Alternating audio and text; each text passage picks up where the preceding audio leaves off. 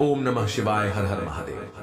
दोस्तों 10 अगस्त 2025 भाद्रपद रविवार प्रतिपदा तिथि के दिन इस जगह फेंक देना 3 लौंग होगी।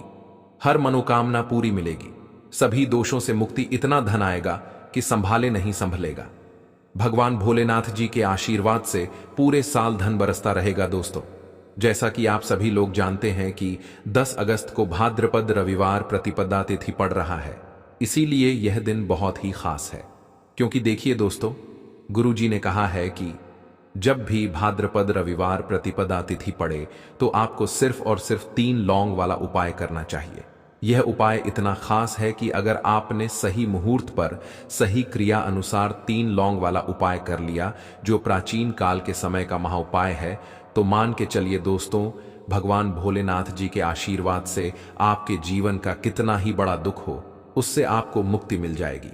आपकी कोई भी मनोकामना हो, मान लीजिए आप नौकरी की तैयारी कर रहे थे, आपकी नौकरी लग जाएगी, आपका बंद पड़ा व्यापार चल पड़ेगा, जिस बीमारी से आप बहुत दिनों से परेशान थे, उस बीमारी से आपको मुक्ति मिल जाएगी। आपके जीवन में धन आना शुरू हो जाएगा, आपके जीवन में धन आने के सारे रास्ते खुल जाएंगे। और मान के चलिए दोस्तों, फिर आपको किसी भी प्रकार की परेशानी का सामना नहीं करना पड़ेगा। इसीलिए दोस्तों, इस दिन आप लोगों को इस वाले उपाय को जरूर कर लेना है, भले ही आपने पूरे साल भर इस उपाय को ना किया हो। पर अगर आपने इस भाद्रपद रविवार प्रतिपदा तिथि के दिन अगर इस वाले उपाय को कर लिया, तो आपको इस उपाय को करने का वह फल मिलेगा जिसकी आपने कभी कल्पना भी नहीं करी होगी। इसीलिए आप लोग इस 3 लौंग वाले उपाय को एक बार जरूर कर लेना, ताकि आप लोगों के हाथ से यह मौका ना जा सके और आपको इस उपाय को करने का फल मिल सके। दोस्तों ये उपाय पंडित जी ने अपनी अभी की ही शिव महापुराण की कथा में बताया है, जो इस उपाय को आज हम आपको बहुत अच्छे से समझाने वाले हैं। इस वीडियो को देखने के बाद इस उपाय को समझने के लिए आपको कोई और वीडियो को देखने की जरूरत नहीं पड़ेगी। तो चलिए दोस्तों, उपाय को शुरू करते हैं। उससे पहले हे भगवान भोलेनाथ, आपके इस वीडियो को जो भी लाइक और चैनल को सब्सक्राइब करे, उसके जीवन में कभी दुख दर्द मत आने देना। साथ ही साथ कमेंट बॉक्स में 5 ओम नमः शिवाय जरूर लिखे, ताकि भगवान भोलेनाथ जी की कृपा आप सभी को प्राप्त हो सके। इसी के साथ मैं आप सभी को बता दूं कि आप लोग वीडियो को पूरा नहीं देखते हो, काट काट कर देखते हो और गलत गलत उपाय को कर लेते हो। तो आपसे निवेदन है कि वीडियो को पूरा जरूर देखें। देखिए दोस्तों, ये भाद्रपद रविवार प्रतिपदा तिथि का दिन ये इतना खास होता है, इतना महत्वपूर्ण होता है। देखा गया है कभी कभी बड़े बड़े पूजा पाठ अनुष्ठान से जो मनोकामना पूर्ण नहीं होते, वह भाद्रपद रविवार प्रतिपदा तिथि के दिन एक छोटे से उपाय करने से ही आपकी मनोकामना पूर्ण हो जाती है। और बहुत सारे लोगों ने इस उपाय को किया भी है और उनको इस उपाय को करने का फल भी जरूर मिला है। अगर आप लोग भी इस उपाय को करना चाहते हैं तो आप इस उपाय को पहले अच्छे से समझ लेना, सुन लेना, उसके बाद करना, आपको इस उपाय का फल जरूर मिलेगा। और इस उपाय को कर लेने से आपके घर में चाहे किसी भी प्रकार की दुख और समस्या क्यों ना चल रही हो, आपको उसका कारण भी नहीं पता है कि भाई ये समस्या किस कारण से चल रही है, उसका कुछ भी कारण हो सकता है, जैसे पितृदोष हो सकता है या किसी भी तरह का मंगल दोष भी हो सकता है। तो इस दिन आप लोगों को यह वाला उपाय कर लेना है। ये एक ऐसा उपाय है जिस उपाय को अगर किसी विशेष दिन पर किया जाए तो भाई उस विशेष दिन का जो है वह तो हमें मिलता ही मिलता है। पर हमने उस दिन पर इस 3 लौंग वाले उपाय को किया है तो हमें उससे भी बड़ा फल मिलता है, और फल बहुत जल्दी मिलता है, क्योंकि आप इस उपाय को बहुत ही बड़े और विशेष दिन पर कर रहे हो।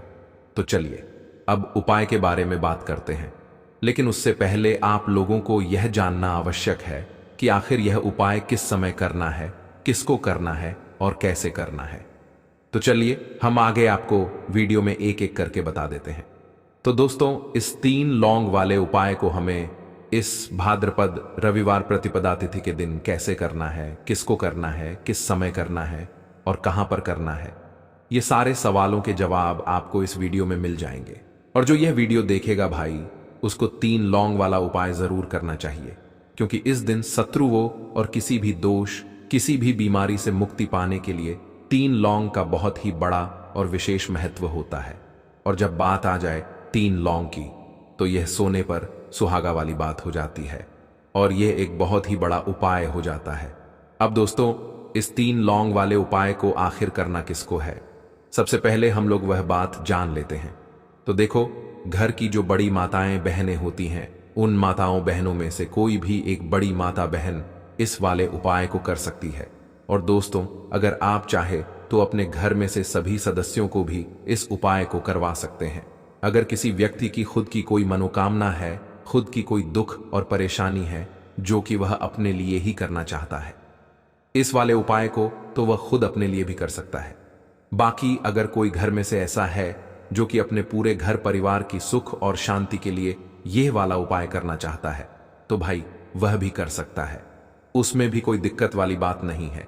कहने का मतलब यह है कि इस उपाय को हर एक सदस्य भी कर सकता है और पूरे घर परिवार के सदस्य के लिए घर की बड़ी माताओं बहनों में से कोई एक माता बहन भी कर सकती है। माताएं बहनें अगर घर में उपस्थित ना हो या वह यह वाला उपाय ना कर पा रही हो, तो फिर घर का कोई बड़ा सदस्य भी इस 3 लौंग वाले उपाय को कर सकता है, चाहे फिर वह पुरुष ही क्यों ना हो। उसमें कोई भी दिक्कत वाली बात नहीं है। अब दोस्तों, 3 लौंग वाले उपाय को हमें करना कहां पर है?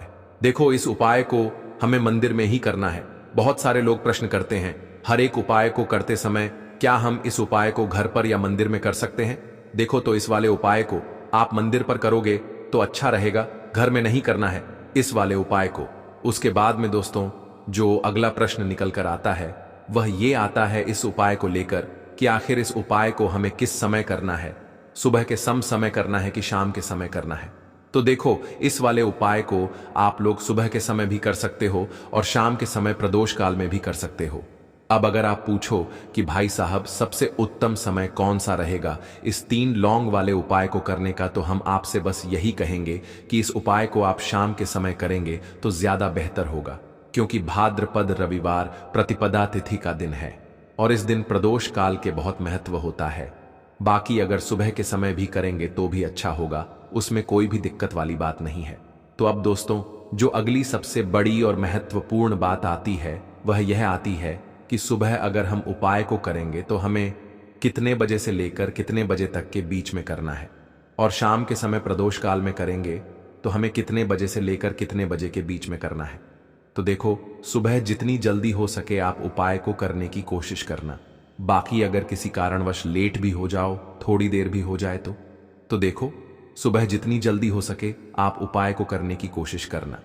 बाकी अगर किसी कारणवश लेट भी हो जाओ, थोड़ी देर भी हो जाए, तो 10 या 11 बजे तक भी आप उपाय कर लेना, पर 12 बजे से ज्यादा देरी ना हो, ठीक है? इस बात का ध्यान रखना।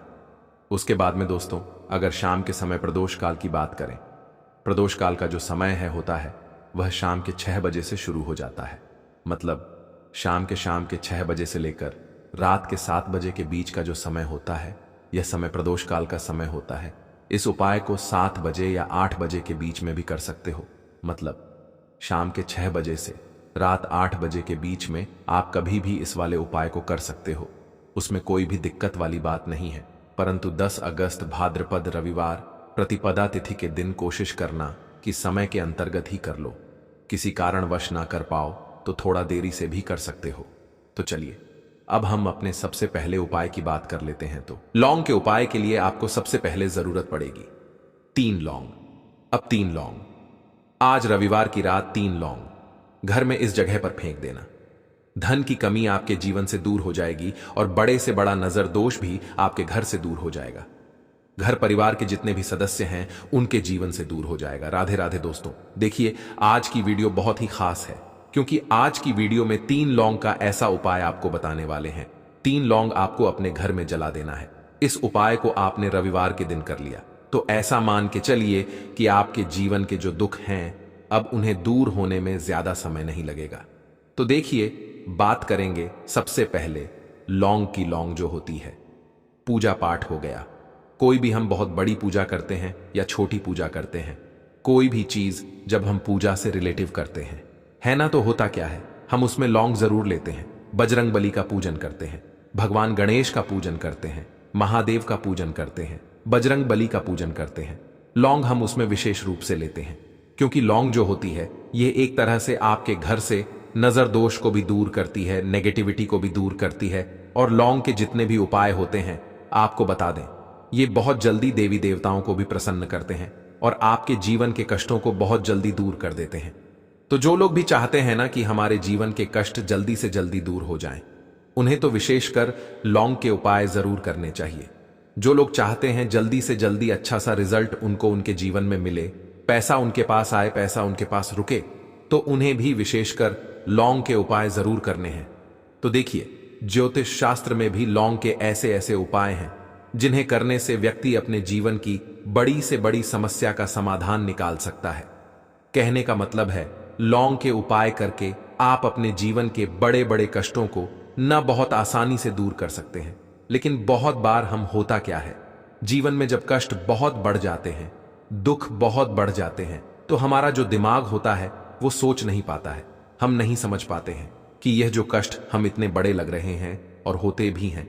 जीवन में कभी कभी बहुत बड़े कष्ट आ जाते हैं, लेकिन यह बड़े बड़े कष्ट भी आप बहुत ही आसानी से दूर कर सकते हैं। लौंग के उपाय करके देखिए। पूरी सच्ची श्रद्धा के साथ जब कोई भी उपाय करते हैं ना, उसमें यह महत्व नहीं रखता है कि आप बड़ी पूजा करते हैं, छोटी पूजा करते हैं, बड़ा उपाय करते हैं, छोटा उपाय करते हैं। उसमें सच्ची श्रद्धा का होना और आपके विश्वास का होना, भगवान के ऊपर पूरा विश्वास करके जब आप कोई भी उपाय करते हैं ना, आपका उपाय सफल होता ही होता है और भगवान खुद आपके जीवन के संकटों को दूर करने आते हैं। तो बात करेंगे सबसे पहले उपाय की है ना, जो कि आपको करना है रविवार के दिन लौंग से। अब देखिए, जो सबसे पहला उपाय आपको बताने जा रहे हैं, इस उपाय को अगर आप करते हैं तो आप अपने जीवन में जो भी भगवान से मांगेंगे ना कि हाँ मुझे ये चीज चाहिए है ना, मेरी ये मनोकामना है, यह पूरी नहीं हो रही है, भगवान आप मेरी इस मनोकामना को पूरा कर देना। तो आपकी मनोकामना पूर्ति के लिए आपको यह पहला उपाय करना है रविवार के दिन। तो देखिए, आपको करना क्या है, यहां पर आपको 2 फूल वाली लौंग लेनी है ना। एक भी लौंग उसमें से खंडित ना हो, टूटी हुई ना हो। अब आप अपने घर में जो दीपक जलाते हैं है ना, कुछ लोग होता है कि 5 दीपक जलाते हैं जब सुबह के टाइम में पूजा करते हैं। कोई 2 दीपक जलाता है, कोई 3-4 है ना, कोई 1 दीपक ही जलाता है। तो देखिए, हम तो अपने घर के मंदिर में 1 दीपक जलाते हैं।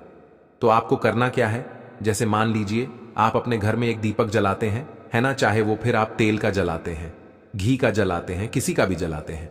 आपको क्या करना है, जो दीपक आप जलाते हैं, दीपक आपको वैसे ही जलाना है। बस इस दीपक के अंदर आपको 2 फूल वाली लौंग डालकर इस दीपक को जलाना है। वैसे तो आप अपने दीपक को ऐसे ही जलाते होंगे, लेकिन जिन लोगों को पता है वह हमेशा दीपक में 2 लौंग डालते ही डालते हैं।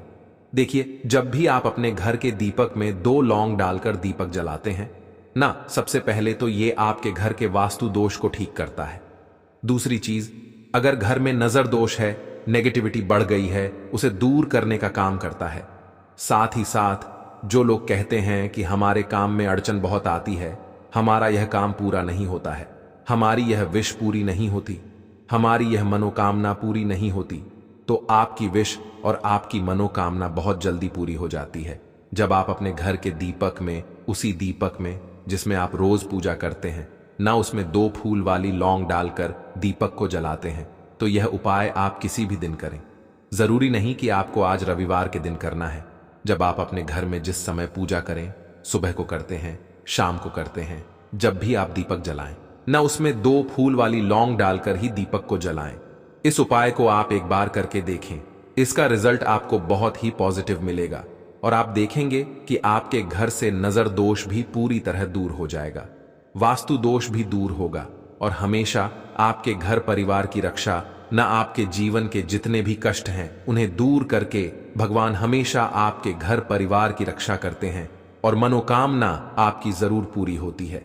जब इस तरह से आप दीपक जलाकर भगवान से कुछ भी मांग लेते हैं तो देखिए, पहला उपाय था ये, अब जल्दी से बात कर लेते हैं दूसरे उपाय की। 3 लौंग आपको अपने घर में किस जगह पर जलाना है और कैसे ये 3 लौंग आपके जीवन के बड़े बड़े कष्टों को न चुटकियों में दूर कर देगी। कहने का मतलब है कि आप जो सोचते थे कि मेरे जीवन का यह दुख है ना, कभी कभी आ जाता है जीवन में इतना बड़ा दुख कि हमें लगता है कि अब इस दुख का कोई अंत नहीं है, अब शायद हमारे जीवन में यह कष्ट ऐसे ही बना रहेगा। और कभी कभी व्यक्ति के जीवन में ऐसा समय वास्तव में आ जाता है। देखिए, जिन लोगों ने सहा है या जो लोग जानते हैं कि हमारे साथ ऐसा हुआ है, वो जानते हैं कि जब जीवन में बहुत कठिन समय आ जाता है ना, जीवन में दुख बहुत बढ़ जाते हैं और जीवन की परेशानियां जब समाप्त होने का नाम ही नहीं लेती हैं, तो जहां से हमें उम्मीद भी होती है ना, वहां से भी हमारी उम्मीद टूटने लगती है। हमें ऐसा लगता है कि आज हर व्यक्ति हमारा साथ छोड़ रहा है, और यह सच भी है। जो व्यक्ति दुखी होता है ना, जिसके पास पैसा नहीं होता है, और जो व्यक्ति दुख में होता है, और अगर सामने वाले व्यक्ति को पता लग जाए कि यह व्यक्ति दुख में है, उसका साथ देने वाला कोई नहीं होता है, उसके साथ खड़ा होने वाला कोई नहीं होता है। एक बार को जिस व्यक्ति के पास पैसा है ना, उसके साथ 10 लोग खड़े हो जाते हैं आकर, है ना, भले ही वो अपना पैसा किसी को ना दे, लेकिन जिसके पास पैसा नहीं होता है ना, उसके साथ खड़ा होने वाला भी एक व्यक्ति नहीं होता है। यह सत्य है। देखिए, अब जो उपाय आपको बताने वाले हैं, 3 लौंग आपको अपने घर में इस जगह पर जलाना है। इस उपाय को आप एक बार पूरी सच्ची श्रद्धा के साथ करें और फिर इसका रिजल्ट आप खुद देख लेंगे। तो देखिए, बहुत बार होता क्या है, हमें ऐसा लगता है कि हमारे घर में पता नहीं क्यों इतने दुख आ रहे हैं, कर्जे की समस्याएं बढ़ रही हैं, क्यों हमारे धन की हानि हो रही है। तो देखिए, बहुत बार बहुत बड़ा कारण होता है नजर दोष। अब नजर दोष लगता कैसे है? देखिए, नजर दोष ऐसी चीज नहीं है कि आपको देखने से दिख जाएगी। मान लीजिए कोई व्यक्ति है और वह मन ही मन ऐसा सोच रहा है कि यह व्यक्ति अपने जीवन में आगे ना बढ़े, धन को प्राप्त ना करे, सफलता को प्राप्त ना करे, इस व्यक्ति के घर के लोग हमेशा पीछे रहे। तो जब वो मन में कोई व्यक्ति ऐसा सोच रहा है ना, तो उसकी जो नजर दोष इस ही बोलते हैं, उसकी जो सोच होती है उनके 6 बजे से रात 8 बजे के बीच में आप कभी भी इस वाले उपाय को कर सकते हो, उसमें कोई भी दिक्कत वाली बात नहीं है। अब दोस्तों, यहां पर इस उपाय को लेकर एक और सबसे बड़ी बात यह निकल कर आती है कि इस 31 चावल के दानों को हमें लेना कहां से होता है, और हमें इस उपाय को करने के साथ में क्या और कुछ भी सामग्री ऐसी होती है जो शिव जी के मंदिर लेकर जानी पंडित रहती है। तो देखो, यहां पर हम आपको बता दें, सबसे पहले आप लोग ये जान लो कि यह जो 31 चावल के दाने वाला उपाय है, सिर्फ और सिर्फ आप उपाय की सामग्री लेकर कभी भी शिव जी के मंदिर मत जाना, क्योंकि हमें भगवान के सामने यह नहीं दर्शाना है कि अगर हम भगवान शिव जी के मंदिर आए हैं तो अपने फायदे के लिए आए हैं। तो इसलिए जो भी पूजन सामग्री है, उपाय सामग्री है, 31 चावल के दाने, इसके साथ में आपको पूजन सामग्री भी जरूर लेकर जाना है। देखो, अगर सुबह के समय उपाय कर रहे हो तो सीधी सी बात है, एक लोटा जल तो आप लेकर जाओगे ही जाओगे। वही एक लोटा जल अगर मिट्टी का जल हो तो बहुत अच्छा रहेगा। मिट्टी का जल कैसे बनाया जाता है, इसके लिए हमने पहले से बहुत सारी वीडियोस बना दी हैं आपके पास। इस दिन एक आखिरी मौका रहेगा मिट्टी का जल शिव जी पर चढ़ाने का और उपाय को करने का। बहुत बड़ा आपको इस दिन फल मिलेगा, तो इसीलिए इस दिन हो सके तो भाई मिट्टी का जल चढ़ाना। तो अपने साथ में कम से कम 1 लोटा जल तो आपको लेकर जाना ही जाना है। अगर मिट्टी का जल नहीं है तो घर का जल भी आप इस्तेमाल कर सकते हो। इसके अलावा जो भी पूजन सामग्री है, देखो 31 चावल के दाने यह अलग आपके रहेंगे, और जो आपकी पूजन सामग्री रहेगी वह अलग रहेगी। पूजन सामग्री में आप जो भी चीज लेकर जाना चाहे वह लेकर जा सकते हैं। एक बेल पत्र भी लेकर जा सकते हैं, उसमें कोई भी दिक्कत वाली बात नहीं है। वहीं अगर हम बात करें शाम के समय की, तो शाम के समय शिव जी पर जल नहीं चढ़ता है, इसीलिए शाम के समय आप लोग एक दीपक तैयार कर लें जो कि गोल बत्ती का, आटे का, शुद्ध देसी गाय का घी का होगा, है ना। इस बात का आप लोगों को ध्यान रखना है, और इस दीपक को आपको घर से जलाकर नहीं लेकर जाना है, भगवान शिव जी के मंदिर में जाकर ही जलाना है। इस बात का भी आप लोगों को ध्यान रखना है। अब दोस्तों, यहां पर हमें इस बात को समझना है कि यह 31 चावल के दाने हमें लेना कहां से है। क्या हमें दुकान से लेकर आना है, या हमें अपने घर से लेना है, या कहां से लेकर आना है, और कौन से चावल लेना है, क्योंकि चावल भी बहुत प्रकार के होते हैं। तो देखो, इन सभी सवालों के जवाब आप लोग एक बात में सुन लो कि भाई ये जो उपाय है, इस उपाय में आपको ये नहीं देखना है कि भाई कौन से चावल है, कौन से चावल नहीं है।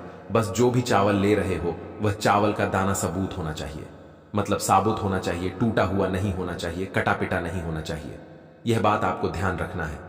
बाकी आपका चावल बासमती हो या सादा चावल हो या कोई सा भी चावल हो, उसमें कोई भी दिक्कत वाली बात नहीं है। तो सीधी सी बात है कि आपके घर के रसोई घर में जहां पर आप भोजन बनाते हो, वहां पर जो भी चावल आपके उपस्थित हो उन चावलों में से अपनी एक कटोरी भर लेना या एक मुट्ठी चावल अलग से निकाल कर रख लेना। क्योंकि हम 21 चावल ही यहाँ पर इस उपाय में लेने वाले हैं, तो हमें यह चावल के दाने गिनकर निकालने पर डीढ़ेंगे। इस बात का आप लोगों को ध्यान रखना है। तो अपने उस चावल की कटोरी में से या चावल में से 31 अच्छे साबुत चावल के दाने आप लोग निकाल कर रख लो।